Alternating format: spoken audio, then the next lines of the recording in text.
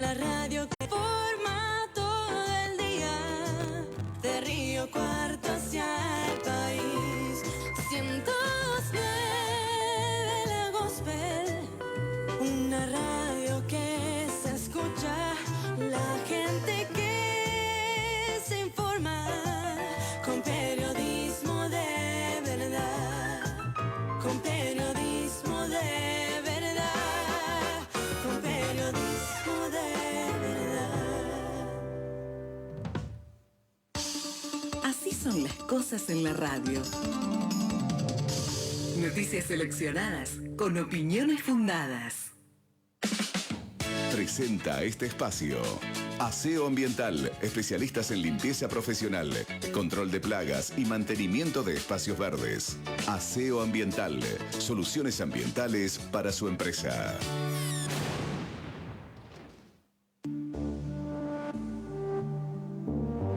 Sin perdón ni olvido. A 50 años del golpe del 76. Historias para hacer memoria. Testimonios de lealtad sobre tumbas. Días de tinieblas con flores. Hijos de todos. Vida contra la muerte. 5 décadas igual. Sin perdón ni olvido. A 50 años del golpe del 76.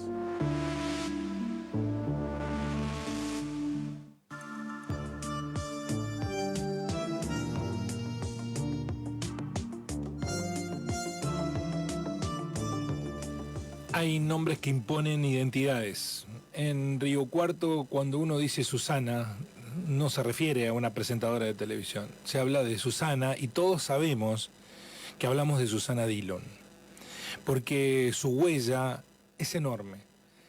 La marca indeleble que ha quedado en la historia de esta ciudad, ligada con este medio siglo que estamos evocando de la dictadura cívico-militar y eclesiástica, será imborrable en el tiempo. ¿Por qué Susana se transformó en protagonista de la vida de los riocuartenses? Ella misma se encarga de explicarlo. Y que yo contaba todos los días cuánto le faltaría a Rita para que naciera su criatura. Entonces me hacía la ilusión de que ese sería el momento definitivo en que tendría que haber alguna novedad. El niño que nacería me traería la noticia de que sus padres estaban en algún lugar. Efectivamente, pasados esos 3 meses de hondas preocupaciones, de lágrimas, de desesperación, la noche del 5 de marzo de 1978 sonó el timbre a las 12 de la noche y sentí llorar un bebé. Volvieron a sonar el timbre y salí. Y había una mujer joven, blanca, rubia, y 2 hombres jóvenes de pelo muy corto, ojos claros, que me dijeron, queremos hablar con usted. Y pasaron a mi departamento, que está en planta baja, y sentía llorar la criatura. Y aparece la mujer y me dicen, esta es la hija de Rita. Entonces a uno de ellos, al que tenía más próximo, lo agarro de las solapas y le digo, ¿qué hicieron con mi hija? ¿Qué hicieron con Tato, con Gerardo? Y me dijeron, no dialogue, me tiraron contra la pared. Había un espejo en la pared y los vi bien a los 3. Podría decir en este momento que los tengo acá, filmados para siempre, a esas 2 caras de esos 2 hombres, que eran 2 represores, Secchi y Mancinelli, los que se llevaron a mis hijos y los que después te trajeron a vos. Las órdenes eran perentorias, se conocían, que no podían pasar jamás por civiles, tenían olor a milico, tenían cara de milicos, tenían en la mirada la ferocidad del milico. Entonces le dije a la mujer que venía, decime qué comida le tengo que dar, porque me he olvidado de cómo se mantiene un bebé sin su madre. Entonces la mujer se puso a escribir un papel y me lo alcanzó. Y ahí decía, nací, me llamo María Victoria, nací el día 1 de marzo de 1978. Soy sana. Me revisó un pediatra. Eso me sonó como que mi hija deseaba para esa criatura la victoria de la vida. Hay amores que se vuelven resistentes a los años, como el vino que mejora con los años. Así crece lo que siento yo por ti. Vamos a hacer pasar nuevamente por el corazón la historia de Susana Dillon. La vamos a recordar, que eso significa hacer pasar por el corazón nuevamente su historia. Voy a saludar a Victoria Pepi Dillon, que mañana va a estar en la ciudad de Río Cuarto, pero que hoy está participando de este homenaje a Susana. Victoria, buen día, ¿cómo estás?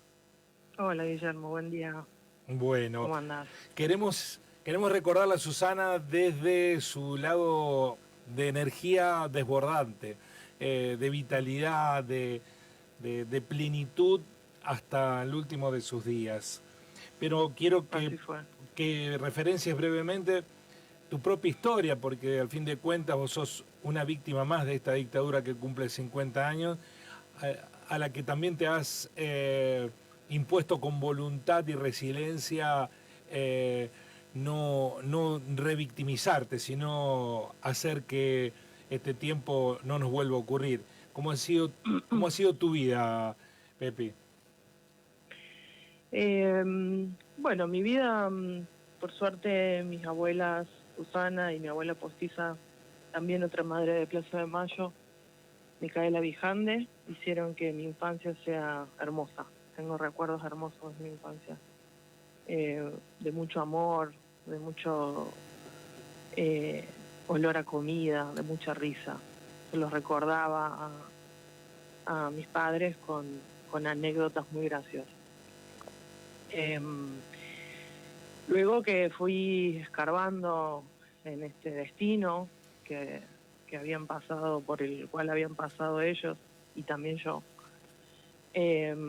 bueno, me fui encontrando con cosas muy escabrosas, muy dolorosas que también hicieron mella en mi cabeza, en mi emocionalidad. O sea, fue fuerte.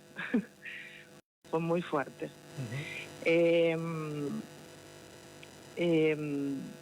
no sentir siempre esas ausencias, ¿no? El tener que estar las dos solas, mi abuela y yo, en esta vida, porque habían decidido de romper directamente nuestra familia. Incluso hoy que tengo una hija que se llama Eloísa y que tiene 9 años, tiene gran curiosidad y gran amor por sus abuelos. Justamente recién vengo del acto de su escuela, en donde tiene una escuela por suerte hermosa, y también salí muy conmovida de ese acto y de ella tan atenta y tan presente que tiene a sus abuelos. ¿Cómo hizo Susana para hacerte entender lo que te había pasado? Hay una anécdota de chiquita, digamos, el primer recuerdo, y que ella me terminó de completar, que yo le pregunté a los 3 años, estábamos mirando, mi abuela vivía en su departamento de calle Moreno, con una ventana que daba a la calle, y yo le pregunté si iban a volver mis papás. Y ese día me dijo que no iban a volver. Y a partir de ahí no pregunté más, hasta la adolescencia. Algo había entendido. ¿La veías a tu abuela y era un ejemplo de qué para vos? Un ejemplo primero de amor. Bánquenme la emocionalidad, que estoy bastante emocionada. Un ejemplo de amor, me crió con mucho amor mi abuela. Ese fue como, no solo que me lo crió, me lo transmitió, me enseñó, y así continuó en mi vida. Y un ejemplo de lucha, un gran ejemplo de lucha. El departamento de tu abuela era como el lugar de un oráculo, ¿no? Era Susana puesta en términos de show business, era una superstar. ¿Cómo conviviste vos con eso? Porque todo el día tenía gente queriendo hablar con ella. Bueno, un poco alejado de ese glamour que describís, para mí, lo que yo siempre viví y después con el paso de los años pude como entender, era como la primera Secretaría de Derechos Humanos que había en Río Cuarto. Tal cual. Cuando todavía no existía esos lugares, esas instituciones, digamos, ahí caía. Primero que además tenían acceso al timbre, a la ventana, al teléfono, y a veces todo eso era en el mismo momento. En simultáneo. Exacto. Había alguien en la puerta Era... tocando el timbre, alguien golpeándole la ventana y alguien llamándola por teléfono. Exacto. Y además a veces se paraba gente en el living, otra en la cocina. Tenía una puerta corrediza para poder atender a todos. Cualquier persona a la cual le habían vulnerado algún derecho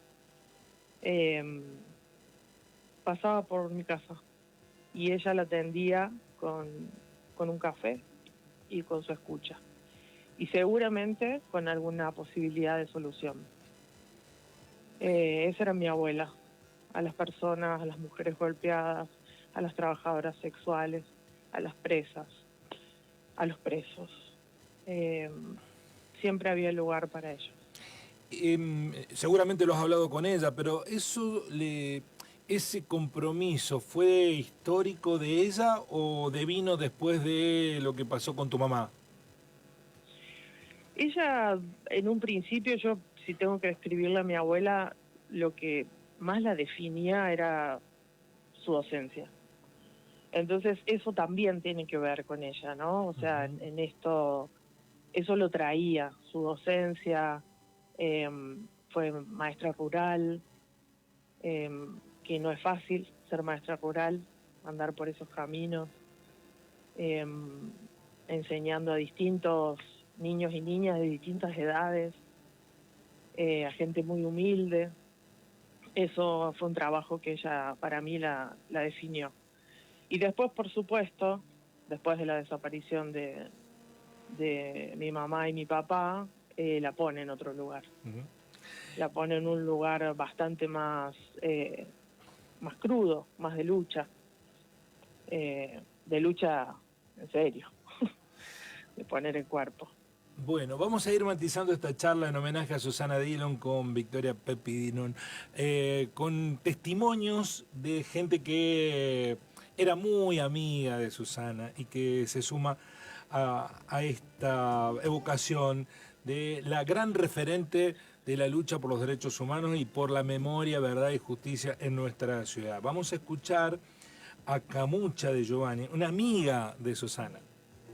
A Susana la conocí en oportunidad de una charla que dimos en el colegio médico. De allí en más nació una amistad que se mantuvo por años, hasta su partida. Fue una amistad del día a día, del ámbito doméstico, de contarnos las pequeñas cosas de la vida cotidiana y los grandes proyectos. Cuando la crisis del 2001, en esos días difíciles, las movilizaciones de autoconvocados nos llevaron a conocer buena gente. Así, después nutrimos mucho nuestra amistad y en la mesa dominguera de ese querido amigo José Luis Salazar y su esposa Nora, con su familia, con Héctor Santa, con Marta Lima, fuimos nosotros también casi una familia. Fueron años inolvidables y allí Susana fue para todos lo que en realidad nunca dejó de ser, una maestra. Nos enseñó mucho, pero sobre todo y especialmente con su ejemplo nos enseñó lo que es la resiliencia esa capacidad de seguir adelante a pesar de todo, sin medir los obstáculos ni en la adversidad y sobre todo sin miedo. Por eso, una infinita gratitud a esa gran mujer que tuve el privilegio de conocer. El testimonio de Nora de Giovanni Camucha, amiga de Susana. Ese concepto de maestra que rescataba Pepi en las amigas también se sentía, ¿no? Sí, sí, creo que todos sentíamos eso. Más allá de la grandilocuencia de lo que ahora se le llama maestro a alguien, Sí. en esa docencia cotidiana, era la definición de ella. Y la idea de resiliencia es hasta corporal, porque pese a tener dificultades para caminar, andaba con su bastón y nada la detenía, ¿no? ¿Por qué tenía el bastón? Porque, bueno, ella decía que no caminaba con sus piernas, sino caminaba con su cabeza, porque era muy cabeza dura. Y tenía ese bastón porque había sido operada 3 veces de cadera, porque su cuerpo nunca le había ayudado mucho, porque tal vez su cabeza era mucho más potente que su cuerpo, entonces le exigía también un montón. Pero a pesar de todo eso, ella pudo hacer casi todo lo que se proponía. Diciendo y haciendo era una frase de mi abuela. Y así viajamos, y así me hizo conocer lugares increíbles, porque también era una apasionada de la arqueología, de los pueblos originarios, de las mujeres y, por supuesto, de los derechos humanos. Estos reportajes hemos empezado a utilizar el término insiliados, ¿no? Este concepto de los exiliados internos. ¿Tus padres inicialmente pensaron que insiliarse en un lugar perdido en las sierras los iba a salvar, en un río de los sauces? Esto le pasó a muchísimos que tuvieron mejor suerte que tu mamá Rita y tu papá. ¿Por qué les pasó lo que les pasó? Mira, había bastante ingenuidad también en esa época. No estaban en un exilio interno, simplemente se habían ido a un pueblo tranquilo porque a mi mamá le estaba costando quedar embarazada y venía de muchos tratamientos. Entonces le habían recomendado ir a un lugar tranquilo, de sierra, con otro aire, con otra dinámica cotidiana. Entonces por eso que ellos se van. Pero no habían dejado mucho de militar, creían mucho en lo que luchaban, por lo que luchaban, cuidaban mucho a sus compañeros. Ahí pasaron muchos compañeros militantes del partido de ellos, pasaron los hijos de Eve, cuando andaban un poco huidos del país, asustados. Pero creo que creían mucho. Una vez mi abuela les presenta unos pasajes a Brasil. Mi mamá ya embarazada y le dice, váyanse, está todo muy feo. Y ellos dicen, no nos vamos a ir, no estamos haciendo nada malo. No nos vamos a ir, no nos va a pasar nada. De última nos harán un juicio, si es lo que quieren hacer con nosotros. Pero era bastante ingenua esa mirada. Ya lo vemos ahora. Sí, nadie se imaginaba semejante atrocidad. La historia de tus padres y de tu abuela te ha puesto en contacto con muchísima gente que comparten los dolores del peso terrible de una dictadura. Vamos a escuchar el testimonio de Silvia Dicola, que creo que habla mucho de Pepi. ¿Por qué? Pepi de mi corazón, amada Pepi, por todos nosotros. Qué delicia saber que vas a venir a cantar, que nos vas a deleitar con tu voz tan bella, tan armoniosa, que nos rescató de las tristezas, de las oscuridades y principalmente a vos te puso en un lugar maravilloso, que es el tenerte como cantante y bueno, ¿qué te puedo decir? Amo todo lo que haces.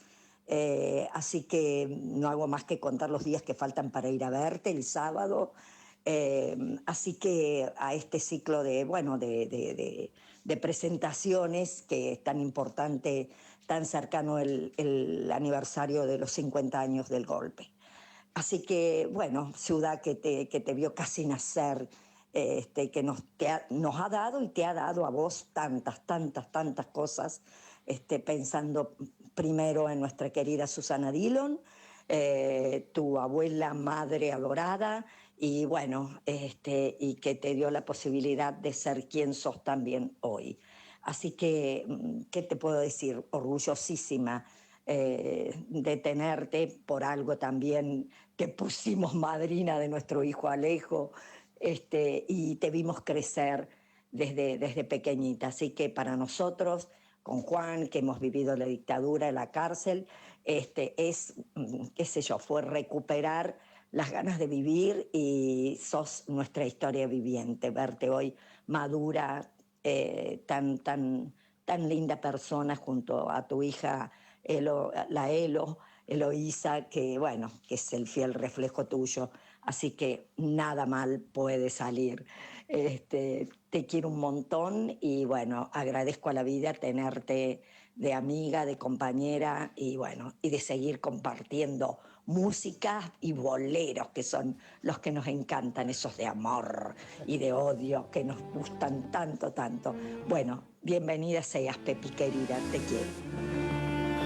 Qué lindo testimonio, Qué Pepi. hermoso, qué hermoso. Hermoso testimonio. Qué lindas esas Camuchas, esas Silvias, esas Mónicas Ambord, esas Daila Prado, esas abuelas en las que me crié. Cuánta gente hermosa en Río Cuarto. Esa fue mi infancia feliz. Estaba pensando justo en eso, Pepi, cuando escuchaba a Silvia. Digo, la vida, la dictadura te robó a los padres, te dio una abuela maravillosa y además te dio una familia ampliada, impresionante, ¿no? Porque compañeros de desgracias, pero también compañeros de luchas. Eso alcanza a contrapesar a la balanza de tanta pérdida. Cosas distintas, digamos. Sí. Yo creo que me dio eso de criarme entre gente que me cuidó y me quiso mucho. Fue obviamente reparador para mi infancia y para mi primera adolescencia. Las ausencias se siguen sintiendo hasta el día de hoy. Hasta el día de hoy, que en el campo clandestino de La Perla están excavando cuerpos y encontrando restos. Me sigue conmoviendo tremendamente que después de 50 años nos sigan afectando tanto esta historia, ¿no? Pareciera que este plan sistemático lamentablemente fue perfecto, porque hasta le llega a la generación de mi hija, en donde sabe que sus abuelos estuvieron en un campo clandestino y su mamá también. Es muy fuerte, eso yo creo que es irreparable. Lo único ahora expectante es por ver si encontramos algo del cuerpo de nuestros padres para poder duelar en este duelo casi tan agónico, tan difícil psicológicamente, que es la figura del desaparecido, ¿no? Pepi, ¿tenés expectativas de que estén en La Perla? Sí, ellos estuvieron ahí. También se sabe de camiones que salieron a Catamarca. Los sobrevivientes tienen mucha información sobre eso y puede haber sido muchos destinos. El terreno es muy grande. El trabajo que está haciendo el EAF, quiero hacer hincapié en esto, es fuera de lo común, es maravilloso, es admirable, realmente. El equipo de antropología forense. Exacto. No solo que son grandes profesionales, sino que cuando uno va a esos lugares a actualizar datos, a chequear que las muestras estén bien, la calidad humana es maravillosa, es lo que necesitamos. A Susana Dillon estamos recordando con su nieta Pepi en este nuevo capítulo de los reportajes que hemos hecho a lo largo de todo el mes de marzo y que van a continuar lunes y martes de la semana próxima. En términos periodísticos, entrevistarla a Susana era desafiante, porque no sabía con qué te iba a salir y porque te imponía desde su conocimiento estar muy atento a sus respuestas. De hecho, en la portada de nuestro programa y en el cierre de nuestro programa está la voz de Susana diciendo: les cuento las cosas que nadie se anima a contar. Frase que nunca vamos a olvidar. Pero también tenía un costado histriónico de señora muy, ¿cómo llamarla? Desbordante de energía, que eran canalizadas hacia lugares que Daila Prado, la citaste recién, la escritora, locutora, periodista riocuartense, nos va a ayudar a recordar juntos, Pepi, ¿te parece? Perfecto, es la ideal. Voy a contar de Susana Dillon, a quien extraño, dos anécdotas que tienen que ver con la alegría y con una sonrisa y hasta con la carcajada. Sí, me parece interesante tomar la alegría y la risa como quizá también una forma de resistencia. Resulta que Susana, junto con Pepi, María Victoria Dillon, compraron una casa en Las Albahacas. Sí, a la entrada, en el centro, digamos, en el centro del hermoso pueblo de Las Albahacas, paradisíaco, el paisaje, el lugar, el silencio, solo se oían los pajaritos y a veces ni siquiera los grillos a la noche, los bichitos de luz. La compraron en el invierno. Creo que era en junio o julio, es lo mismo. Bueno, Susana fue junto con Pepi, que viajaba de Buenos Aires, armando esa casa, que por supuesto era una casa Dillon, ¿no? Todo su espíritu, todos sus modos y su alma estaban ahí. El problema empezó a aparecer, pero así como medio lejano, en el mes de octubre. En noviembre ya Susana decía, voy a ver qué es esto. Y en diciembre explotó la bomba. No habían advertido, ninguna de las dos, que la casa estaba contigua, pero literal, pared con pared, a un boliche icónico en Las Albahacas, el único. Pero además, el único que era visitado, porque estaba muy bien visto en ese tiempo, era visitado por gente, jóvenes de las localidades vecinas. Sí. La música era insoportable. Hasta que una noche Susana salió con su camisón largo, entró al boliche que resonaba de música, gritos y baile. Parece que hasta la luz la enfocó inadvertidamente en ese tránsito, por en medio de todos los jóvenes bullangueros.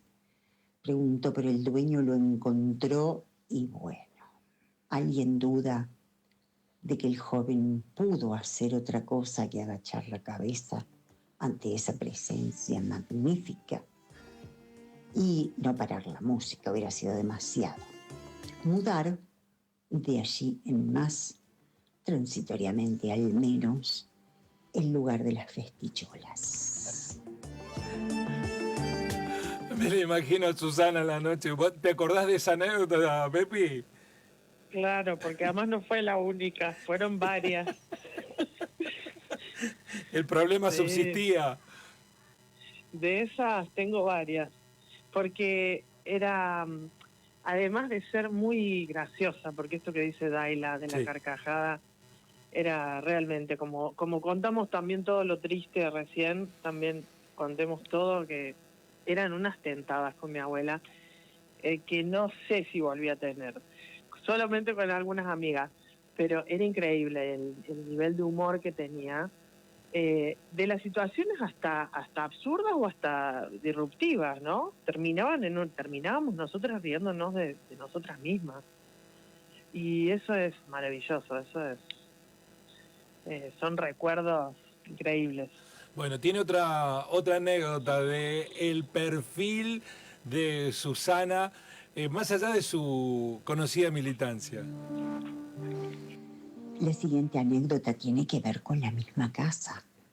Susana empezó a llevar desde Río Cuarto, quizá Pepi haya contribuido, no lo sé, en este asunto vegetal. Empezó a llevar sus brotecitos, plantines, plantas, flores, hierbas aromáticas. Había hecho un cantero de hierbas aromáticas que no lo olvidaré. No, ya no persiste. Porque también Susana había contratado a un paisano que hacía las veces de jardinero. No era jardinero, ni recibido, ni nada por el estilo. Y eso se vio prontamente. Susana le había encargado que iba a haber gente el fin de semana, que le cortara, le emparejara el pasto, le sacara los yuyos y todas esas cosas. Cuando Susana regresó, la llevamos nosotros en uno de esos viajes que íbamos al Chacay. Susana entró a la casa y casi le da un ataque. El jardinero le había tusado absolutamente todo el cantero de las aromáticas. No había quedado ni una pobre albahaquita, ni un perejil, ni un tomillo, que hasta ese momento estaban hermosísimos.